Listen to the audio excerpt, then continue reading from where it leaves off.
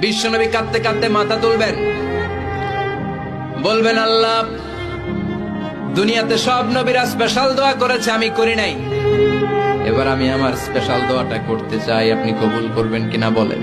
আল্লাহ বলবেন, নবী কি আপনার দোয়া বলেন?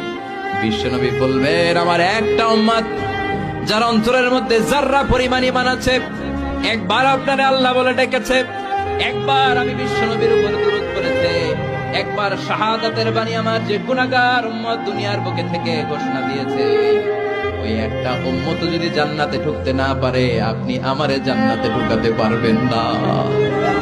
আল্লাহ বলবেন, সাল তুতা, সাল সাল তুতা, ওয়াশফা তুশাফা, শাফাত করেন নবী করেন, যার জন্য দোয়া করবেন আমি কবুল করে নেব। দুনিয়াতে বিশ্বনবী কম কষ্ট সহ্য করে নাই। 3 বছর শিয়াবে আবি তালেবে জেল খেটেছে। কয় বছর?